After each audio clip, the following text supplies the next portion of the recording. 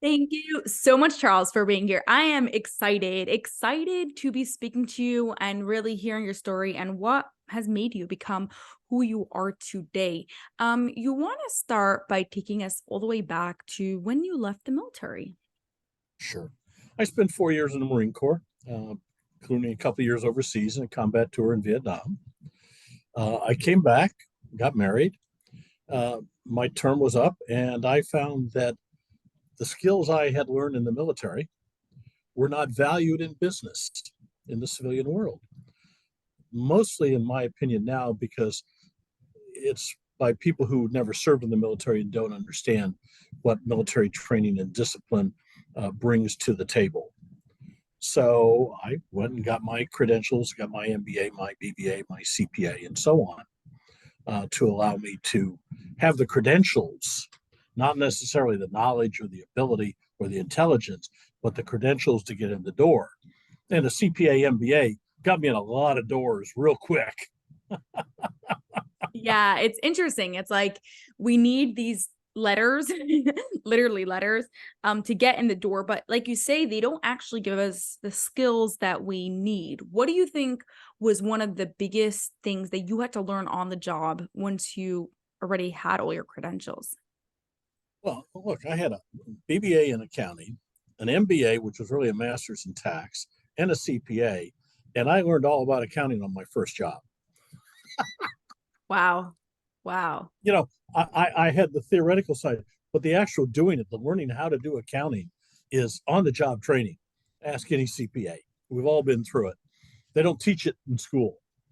They think they do, but they don't. You learn it on the job.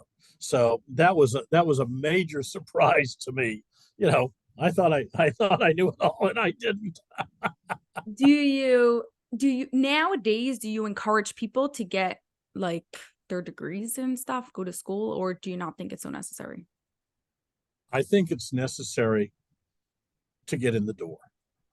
Okay, because HR is set up in such that you have to have, and I've done that as a hiring person, not in my own company, you have to have filters. You can't just take every resume in the world and give it 100%. So you have to go through and quickly scan them because you may get thousands and say, okay, uh, these are, I use A, B, and C. Okay. These are A candidates, these are B candidates, these are C candidates. Okay. And you use things, and they may not be job related in the end. You can't say that out loud because EEOC will give you a real tough time. But poorly written, poorly punctuated, poorly edited, uh, poor schools, poor attitudes.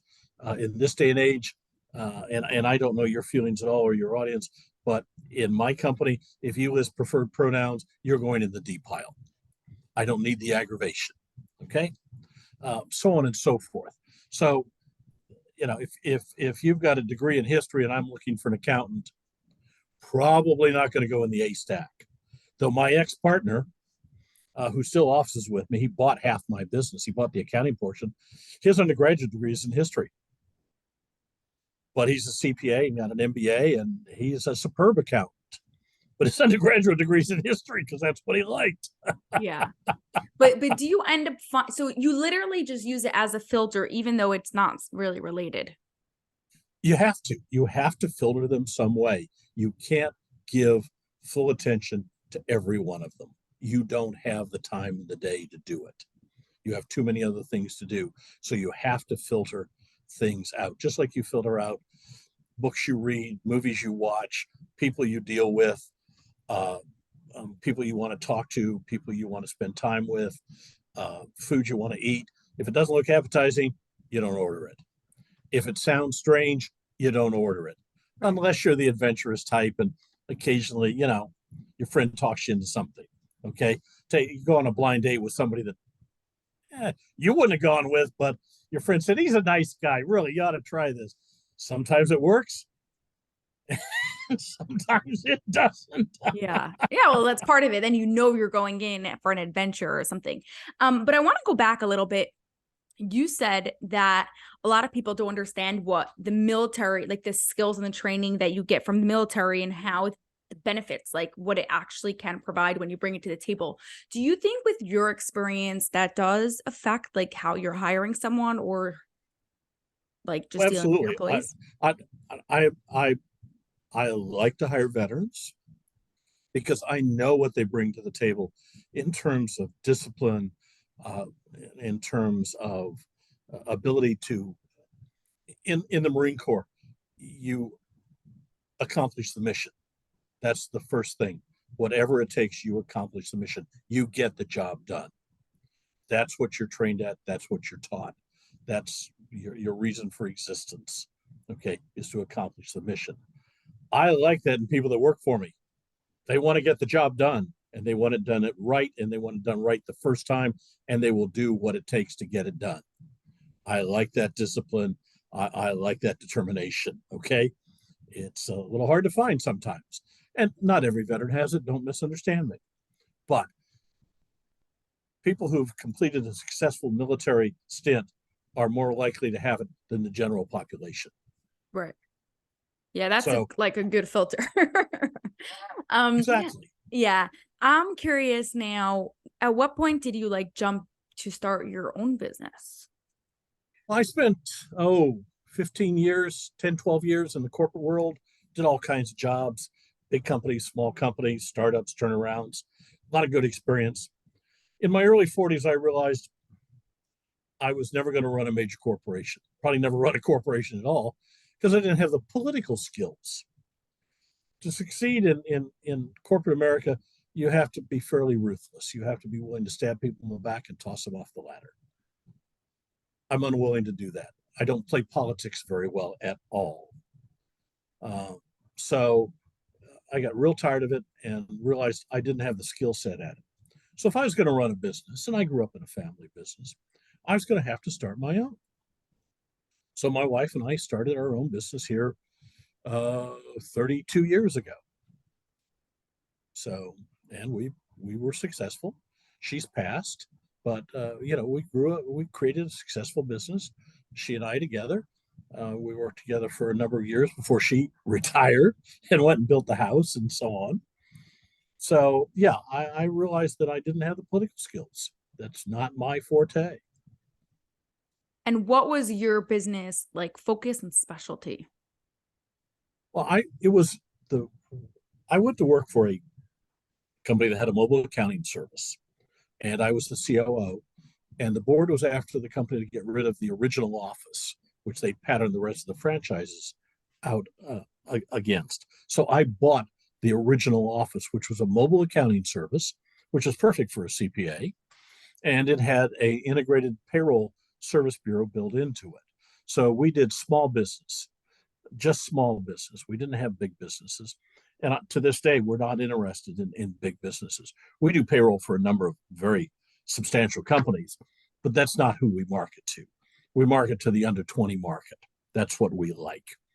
Uh, I sold off the accounting to my partner. We just do payroll now, and small payrolls just run every 2 weeks, just like clockwork. They run, they run, they run, they run, and it's a great way to do business.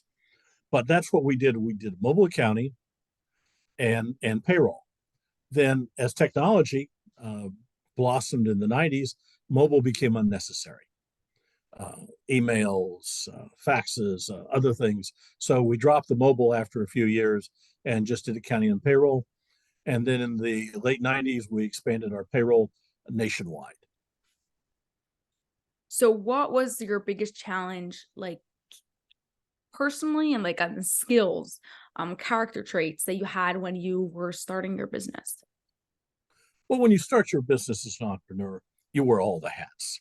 And you can see what you can, that your audience can see what it did to my hair. It's all gone. So you have to learn to delegate. And that's something you learn in the military.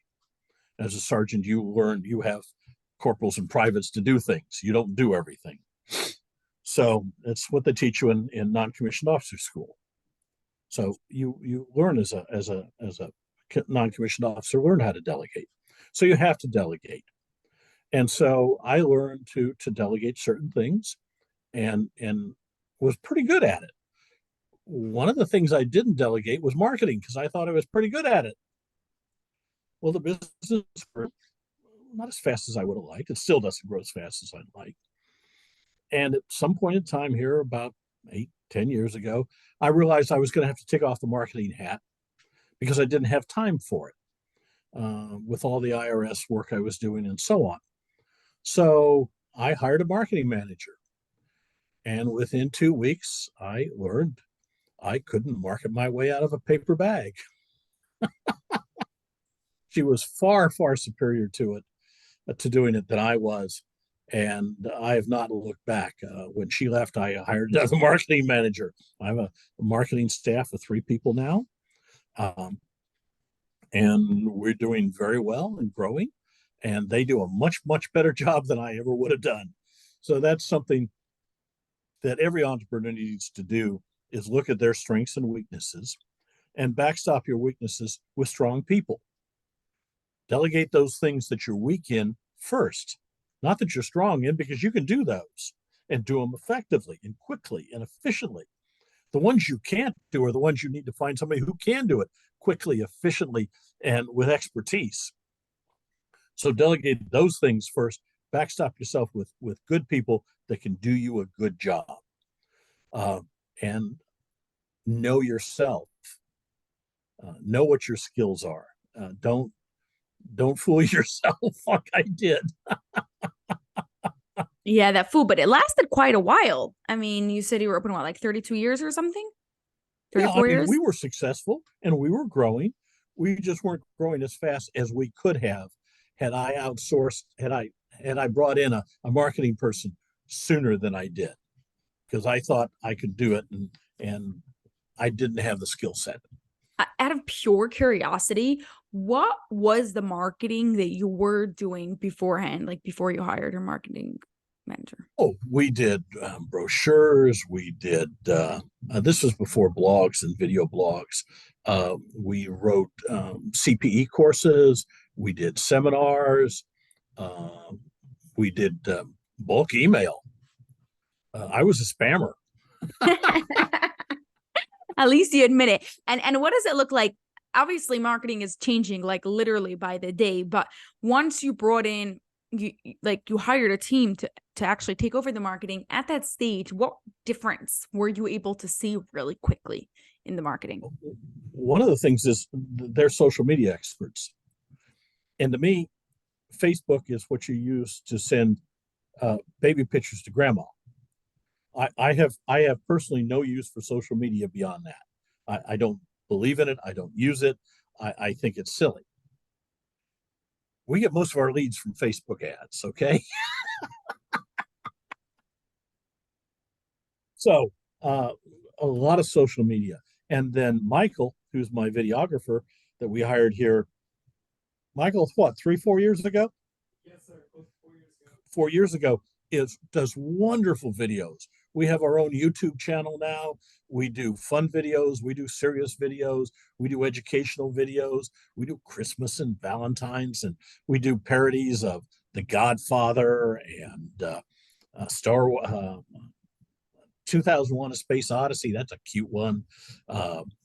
Star Wars, where Darth Vader kills the IRS guy, and we have a lot of fun with it. So we're really developing a following in the ether, and a lot of subscribers. We've got a whole bunch of YouTube subscribers. I never would have thought of doing that. Okay, so the social media, the videos, because I knew video was a thing, but I tried to edit a few of those, and Michael does it much, much better than I do. Yeah. And is very creative. So, I'm an accountant.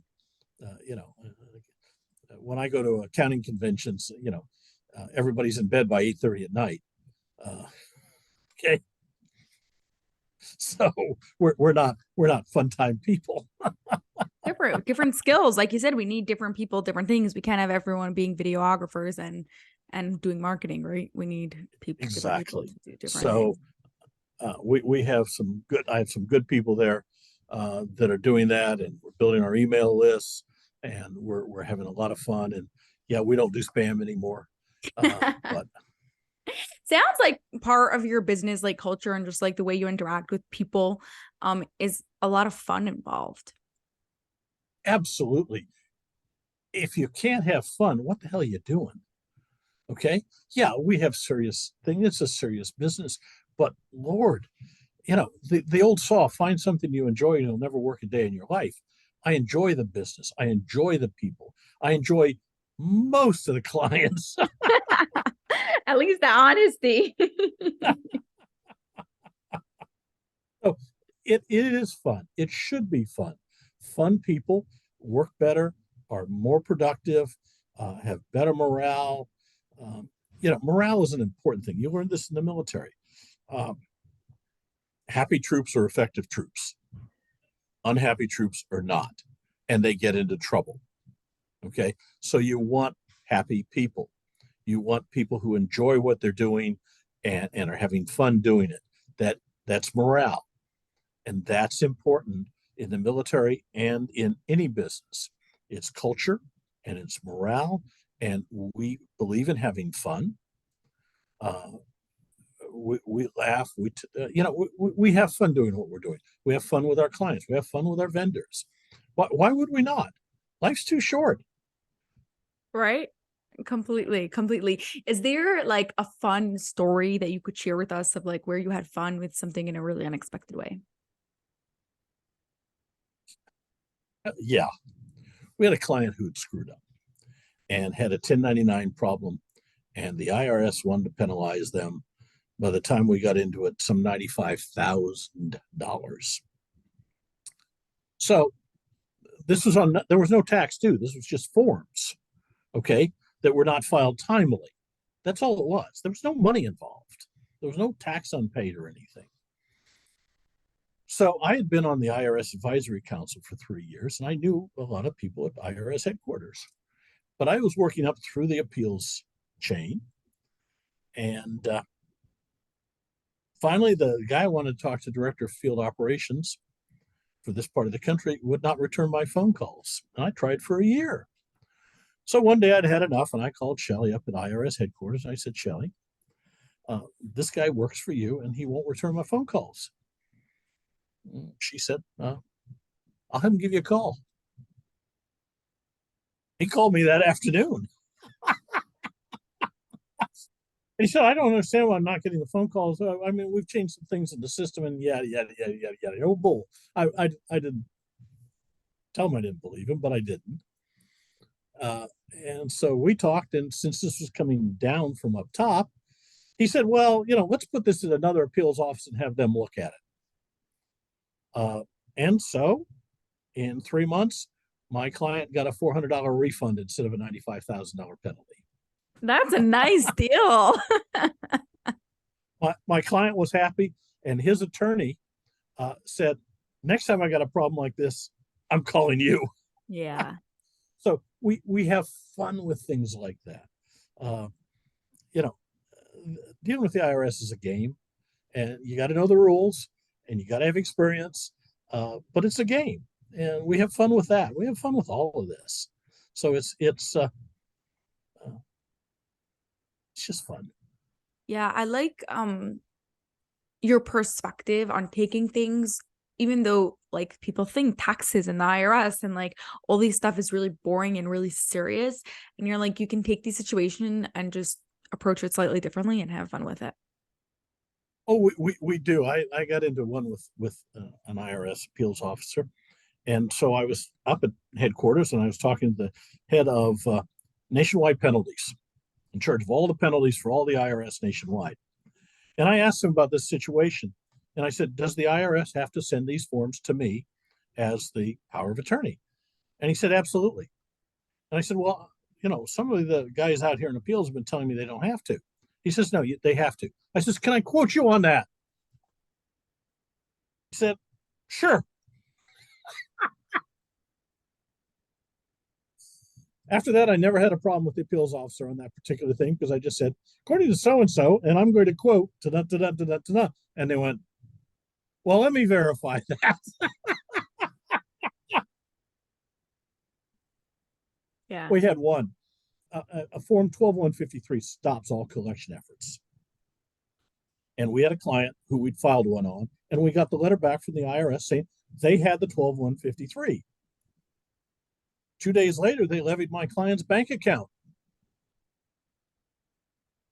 I called up the IRS and said, "You can't do this." And they said, "Of course we can." I said, "No, I filed a 12153.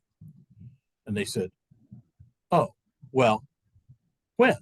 And I said, a few days ago. And they said, "Oh, are you sure we got it?" And I said, "Yeah, I'm positive that you got it." And they said, "Well, how do you know that? How can you prove that?" And I said, "Well, I have the letter from you saying you've received it." "Oh, well, can you fax that to me?"